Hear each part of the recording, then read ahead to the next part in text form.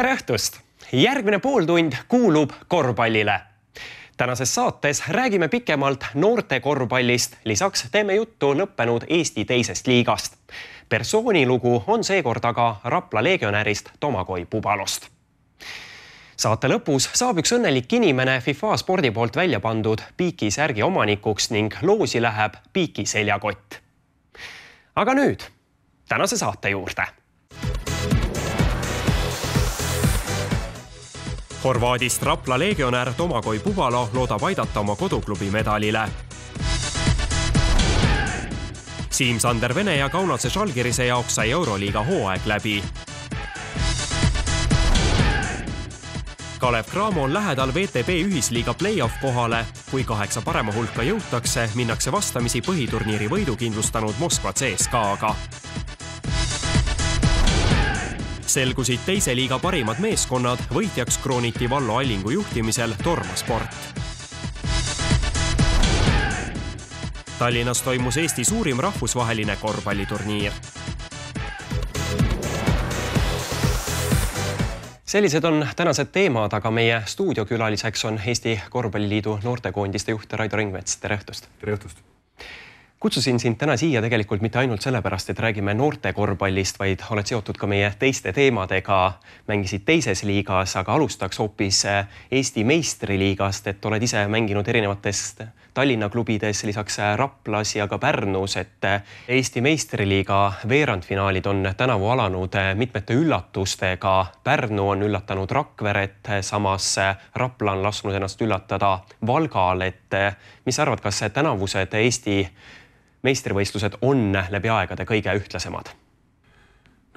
Ma nii täpselt ei oska öelda, kas kõige ühtlasem, aga huvitav on ta kindlasti, sest seda näitas juba ka põhiturniir, et nii Rakvere kui Rapla vastasseis, et seal oli, kui ma ei eksi, 2-2 äkki põhiturniiri mängud ja Valga ja Rapla.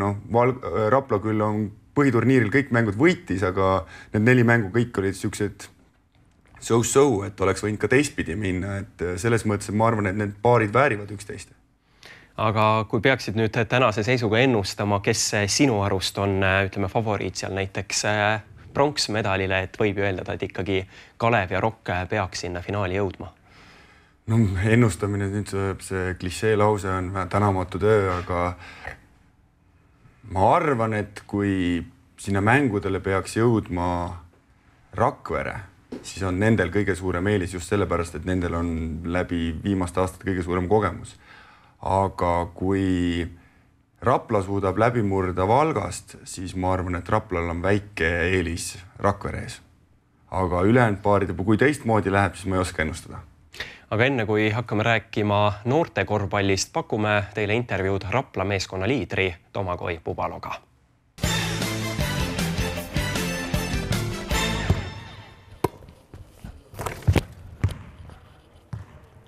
I'm Domagoj Pubalo and I'm playing for Rapla.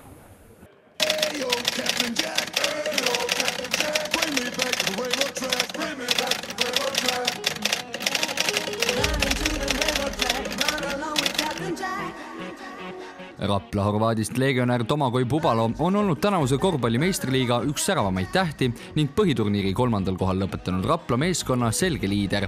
Veebruarikuus liiga parimaks mängumeheks valitud 23-aastane Horvaat peab oma lemmik mänguelemendiks küll pealtpanekuid, kuid tema mängus on rohkemat kui lihtsalt tonkamine. I think I show everybody that I'm like modern 5 position, like I'm post-up player and the most baskets that I score is like on that way.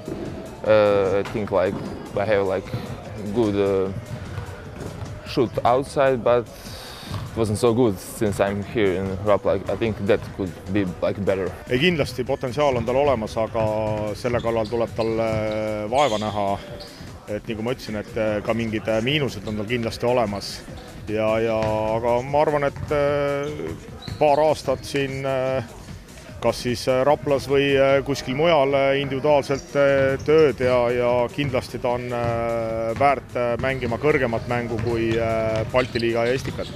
Enne Raplaga liitumist kuulus 212 centimeetrit pikk Pubalo kodumaa klubi korvpalli lipulaeva Adria liigas mängiva korvpalliklubi Zadari koosseisu. Varasemalt on mees mänginud ka Bosnias. Põhihooaja suutis Rapla meeskond medali kohal lõpetada ning Pubalo sõnul on medal eesmärk ka hooaja kokkuvõttes. Well, everybody expects like that bronze medal like for third place, but I think we can get, and we showed that in the regular part of the season. We were like that position, third position, but we first must win like these quarterfinals. Tüko Rapla peatreeneri Aivar Kuusma sõnul püüdsid nad Pubalot meeskonda meelitada juba varemgi, kuid enne polnud mängumees muutusega ise nõus. Lõpuks said aga Rapla mehed ikkagi oma tahtmise. See on pikem lugu, et tegelikult me juba detsembri algul teadsime, et Pubalo on vaba, aga detsembri algul me ta kätte ei saanud, sest ta otsis paremat varianti. Aga jaanuari algul abitreener Annuk nagu ikkagi tunneb agentuurides inimesi, kes aitasid sellele Pubalole nagu selgeks teha, et ei ole paha, et mine tee see pool aastat ära ja ma arvan, ta saab väärtstatistikasid kaasa ja eks siis näha ole, kuhu ta järgmine aasta maandub. In the half of season I was playing in Croatia. I wasn't satisfied with the situation in the club, so I decided to leave the club, and for about like 1 month I was without the club, and the Rapla was calling me like almost all that time. So on the end I decided like it's good opportunity for me like to play. Domagoj Pubalo on kõikides vanuseklassides kuulunud Horvaatia noortekoondisesse ning mänginud Euroopa meistrivõistluste A-divisjoni turniiridel.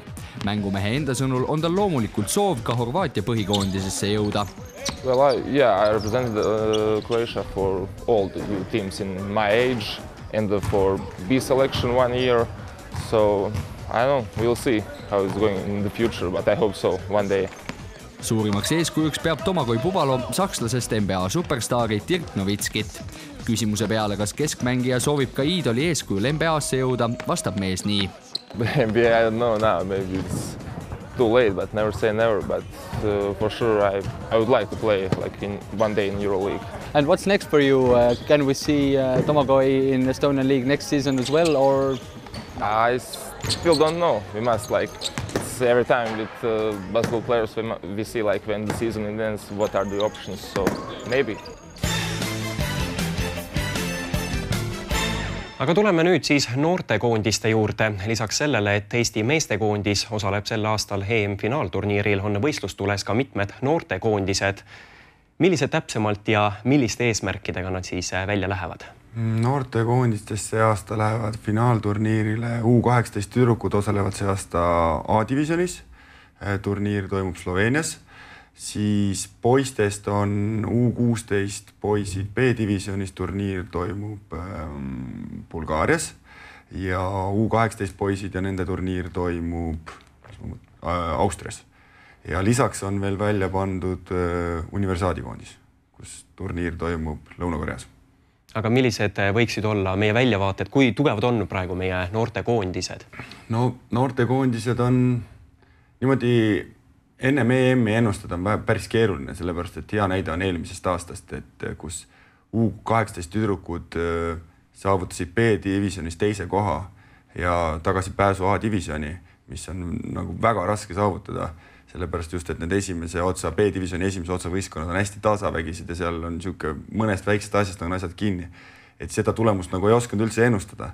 Samas jälle U18 poisid eelmine aasta mängisid siin kodus Balti matsi, kaotasid viimase sekundi viskega Leedule, võitsime Lätit, võitsime Rootsit, olime terve aasta läbi tublid, aga EM-il 1-2 ebaõnnestumist teatud hetkedel ja see koht jäi saavutamata, mida oleks võinud tegelikult saavutada. Nii et ma arvan, et seda ennustamist ma ei oska pakkuda, et korvpalliliidu seisukoht on ikkagi siiamaani olnud niimoodi, et need noortekoondised, et pigem on ikkagi mängija see areng tähtis, et mitte me ei lähe sinna taga ajama, et saaks nüüd kindlasti selle A-divisjoni koha, et pigem on see, et meie poisid oleksid pildis, pakuksid huvi nii välisklubidele kui välisagentidele, et meil oleks ka, ütleme, uuesti võimalik saada Riiga, nagu see aasta minnakse. aga ega televaatajatele arvatavasti pakub kõige rohkem huvi see, et kui palju meil on neid potentsiaalikaid mängijaid, kas sa näed kedagi, tooksid välja nimeliselt, kes võiks U18 koondisest siis juba mõne aasta pärast meestekoondisse pääseda? No niimoodi ma kindlasti välja ei tahaks tuua, kes nimeliselt, et nüüd et sellest poisist nüüd kindlasti U18, et vaadake, et see tuleb nüüd meestekoondise mängija, et see on, seda ei ole hea teha, et siin terasemad vaatajad oskavad ise nagu seda tähele panna ja näevad, et kes juba siin meistriliiga võistkondade juures mängivad ja kes on mingitel eelmistel noorteturniiridel hästi mänginud, et ma arvan, et neid poisse meil on ja et pole see meie tulevik nii must midagi. No tegelikult, kui vaadata praegu meie noorte korvpalli, siis päris palju on meil selliseid andekaid noori, need, kes on teist või kolmandat põlve korvpallurid. Ja neid on meil tõesti päris palju. Aga kas mõni neist oma isa-emale kanna peale astub, seda näitab aeg. Aga noored korvpallurid olid võistlustules ka möödunud nädalalõpul, kui Tallinnas toimus Eesti suurim rahvusvaheline noorteturniir Nord Tallinn Cup. Möödunud nädalavahetusel toimus Tallinnas esmakordselt rahvusvaheline noorte korvpalliturniir Tallinn Nord Cup, millest võtsid osa enam kui 80 võistkonda nii Eestist kui ka välismaalt. Vanustele 7–19 toimunud turniiri üks korraldajatest Mart Uue-Hendrik sõnas, et uuest turniirist võiks saada pikaajaline traditsioon. Hea meel on see, et on tulnud sõbrad Leedumaalt, Lätimaalt, Soomest, Venemaalt, et on Sabonise kool on esindatud, on TSN, mis kuulub siis Riia VEF-i süsteemi, on Peterburis tsentraalne 5 võistkonnaga ja loomulikult, mis see eesmärk on, et pakkuda rahvusvahelist kogemust lastele. Turniir, mis toimus korraga 3 mängupaigas, tõi siis kokku ligi 900 last, lisaks veel ka suure hulga treenereid ja lapsevanemaid. Mida arvasid aga turniirist lapsed ise? Kuidas teile see turniir meeldib? Vaatan, mängida saab kõvasti. No päris lahe. Ja mis te siin tahate võita või mis teie eesmärk on? Tulla ja lõbutseda. No top 3 ikka. Kuidas teile korvpall meeldib? Kas see on ainuke ala, mis te teete või teete veel midagi? Korvpall on ainuke ala. Ainuke ala. No poisid, kuidas mäng läks? Kas läks nii, nagu tahtsite? Jaa. Kuidas sulle meeldib? Noh, hea, aga natukene pingutamist veel ja siis on korv peal. Ja kes teie lemmikmängija on? Tiit Sokk ja Michael Jordan. Tallinn Nord Cupi patrooniks oli olümpiavõitja Tiit Sokk ning võib loota, et võistlusest osavõtnutest kasvavad välja ka uued tõsised mängumehed. Milline on aga Eesti noorte korvpalliseis üldiselt? Ma usun, et see algus on meil alati olnud nagu suhteliselt hea, et kui tänagi vaatame, siis meil need võistkonnad, kes mängivad Eibli sarjas, siis võistlevad suhteliselt edukalt.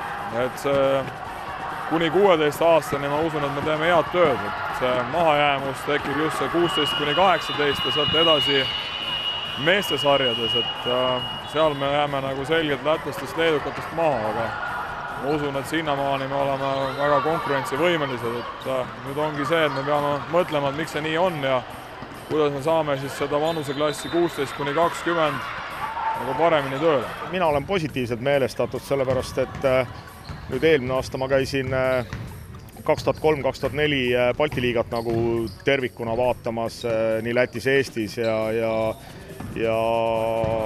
võistkond, kus mul oma poiss mängib, on päris palju häid poisse, aga nemad on veel liiga noored, et sealt midagi nii ruttu tuleks. Et kui vaadata praegu, et 14-aastane poiss läheb Hispaaniasse Badalona, nagu öeldakse, koolkonnaga tutvuma 4+4 ei ole paha ja ma tean, et nüüd viimased aastad on tehtud kõvasti tööd ja vaeva nähtud ja noorte korvpall on tõusuteel, et võib-olla mõned aastad veel ja siis ma usun, et enam ei ole meil korvpalli defitsiit. Pealekasvu seast võib leida mitmeid endiste tippmängijate lapsi. Meistriliigas pallivad juba näiteks noored Kullamäe ja Pehka ning noorteklassis teevad tegusid Kriisa ja Kuusma pojad. Sul oma poiss vaatab ka profikorvpalli poole või? Ta on veel nii väike, aga loomulikult igasuguseid asju vaadatakse, NBA-d ja PlayStationid mängitakse ja võib-olla raske on nagu teleka ette saada, kui Kalev Cramo mängib, sellepärast et ma ei tea, miks ta ei taha seda vaadata, aga ei iseenesest võib-olla on praegu vara öelda, kelleks ta tahab saada või milleks ta saab, aga korvpall pakub talle rõõmu ja las ta mängib seda.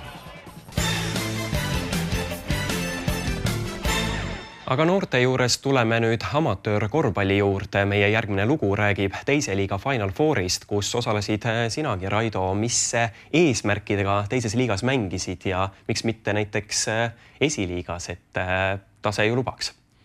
No tore, et sa nii arvad. Aga eesmärgid, kõigepealt läksin ma üldse, sattusin sinna võistkonda või siis teise liigasse üldse läbi tutvuste, et Janno Viilup on mul vana hea sõber, kutsus, et ma tuleksin trenni. Mul oli hooaja algul septembrikuus paha juhus, et ma valmistusin Tallinna ülikooli võistkonna juures meistriliigaks ette ennast, aga mul tuli põlvevigastus, et ei saanud kahjuks see aasta sellisel tasemel mängida ja siis vaikselt hakkas jalg paranema ja vaikselt hakkasin trennis käima ja siis tekkis idee, et prooviks. Ja lõpuks juba tuli täitsa hästi välja. Aga tuleme nüüd veel nende mängude juurde, et seal tegelikult saite pronksi mängus ikka päris valusa kaotuse, juhtisite seal enne lõppu veel 2 punktiga, sul endal olid vabavisked, panid mõlemad mööda, oleks saanud vahe 4 peale, aga lõpuks siis Priit Ilver karistus 3-sega, et kas põed veel neid vabaviskeid? Ei, neid vabaviskeid ei põe, et mis teha, ega võib öelda, et me kaotasime just sellepärast, et need 2 vabaviset, aga võib-olla me kaotasime just nende pärast, et ma panin 7-2 üldse see mäng vabavisked, et see on nagu kurvem pool selles asjas. Aga ma arvan, et järelikult pidi nii minema, et kõva tunnustus Priit Ilverile, kes pani ikka väga kõva mängu, et 7-6 3 punkti viskeid sisse visata on raske ka üksi saalis olles. Aga vaatamegi nüüd, kuidas lõppes Paides teise liiga hooaeg.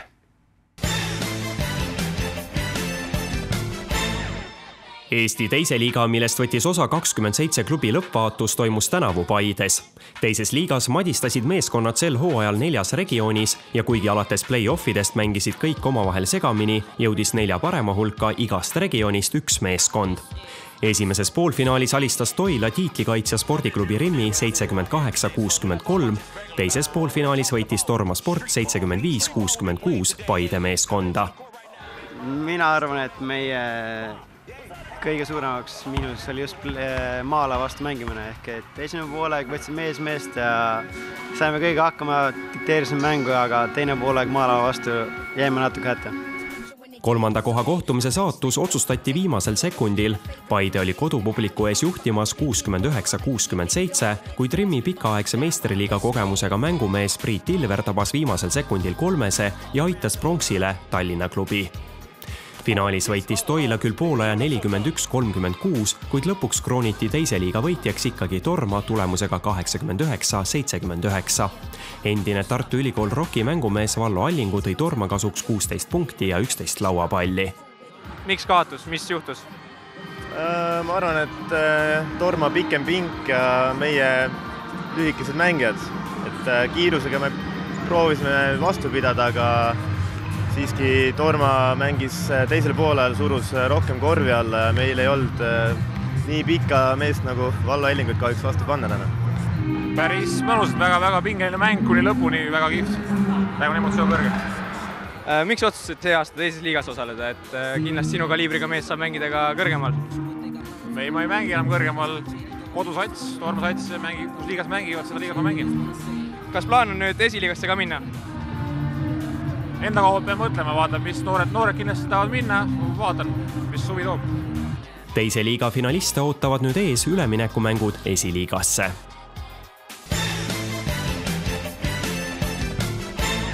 Nii palju amatöörkorvpallist, peagi jätkame taas tippkorvpalliga, aga enne loosime välja ajakirja Basketball 6 kuu tellimuse ja seda kõikide fännide vahel, kes jagasid meie postitust tänase saate algusaja kohta.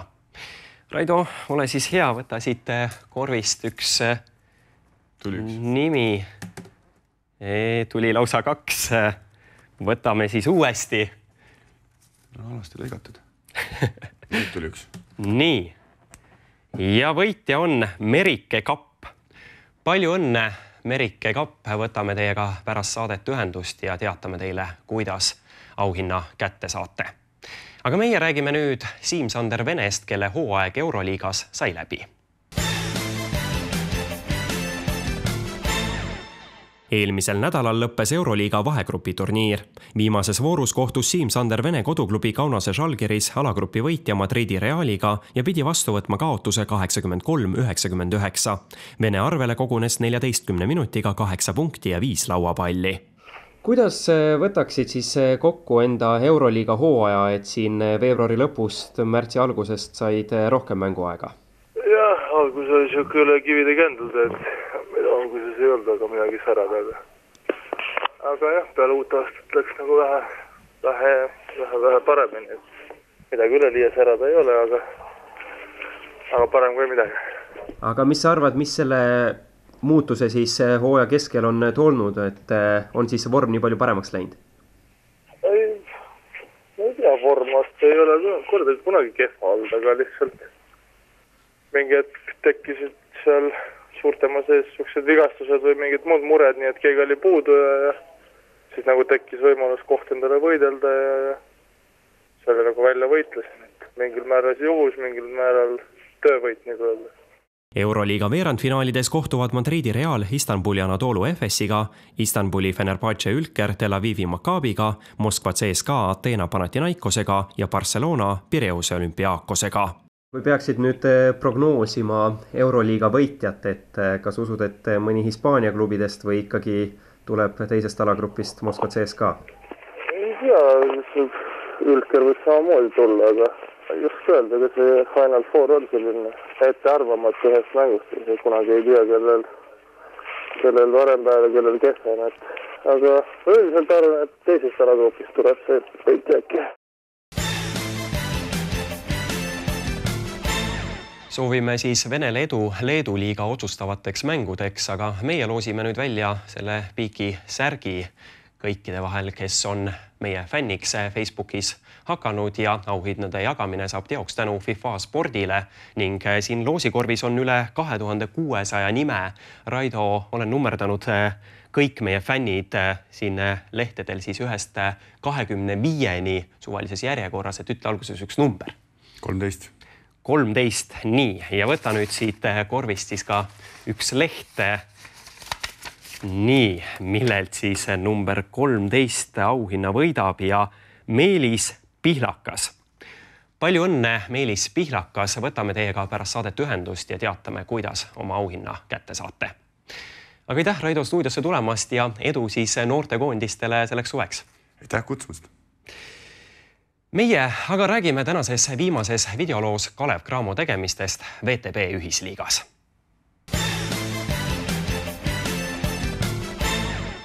Kalev Cramo korvpalliklubi VTB ühisliigas play-offi pääsemine sõltub suuresti lähikonkurentide käekäigust. Reaalselt suudavad Kalevi viimasel play-off kohalt tõugata veel 2 meeskonda, Astana ning Riia VEF. Kalevil oli suurepärane võimalus kindlustada play-offi pääs möödunud nädalases kohtumises liiga viimase Minski Tsmokiga, kuid kahjuks ei suutnud kalevlased võimalusest kinni haarata ning nüüd peavad suuresti lootma konkurentide ebaedule. See on kuidagi nii välja kujunenud, et me peame vaatama, mis teised teevad, et lõppkokkuvõttes kas näitab see, et kas 13 võitu aitab sind 8 hulka või ei aita, et meil lihtsalt mängugraafik oli selline ja meil 3 viimast mängu oli võõrsil ja no vaatame, et ega ei oska öelda, et prooviks ikkagi enne kõike ise nagu omad asjad korda saada ja äkki on mingi võimalus isegi siin kaasa. Astanal on jäänud veel pidada kohtumised Krasnoi Grõlja, Riia VEF-i ja Peterburi Seniidiga. VEF-i ootavad ees mängud Avtodori, Astana ja Seniidiga. Kalev langeb konkurentsist siis, kui ise ei suudeta Unixit alistada ning kas Astana või VEF võidavad kõik alles jäänud kohtumised. Mõlemad on väga üllatusvõimelised võistkonnad, et enne kui me Riiga läksime, siis just äsja oli VEF Imkile kaotan alles viimastel minutitel väga hea mängudega näiteks Imki vastu. Kõik on võimelised üllatama ja hooaeg on pikk ja nii edasi, et raske öelda, kui kellelgi on mingi vigastus või haigus või midagi see muudab kindlasti hetkeolukorda, et väga raske on küll selles paaris mingit eelistust panna kellelegi. Selline oligi Pallkorvi tänane saade. 2 nädala pärast saab aga üks õnnelik inimene selle piiki seljakoti omanikuks, mille on välja pannud FIFA Sport. Selleks tuleb ikka liituda meie Facebooki lehega. Kui aga soovite võita ajakirja Basketball 6 kuu tellimuse, siis selleks tuleb jagada peagi meie Facebooki lehele ilmuvat postitust. Ajakirja Basketball aprillikuu number räägib paljudest teemadest, millest meiegi oleme oma saadetes juttu teinud nii Merike Andersonist kui ka Eesti koondisest ja paljust muust. Järgmine kord oleme ka eetris nagu ikka 2 nädala pärast 27. aprillil kell 21.45. Seniks aga Pallkorvi! Y'all ready for this?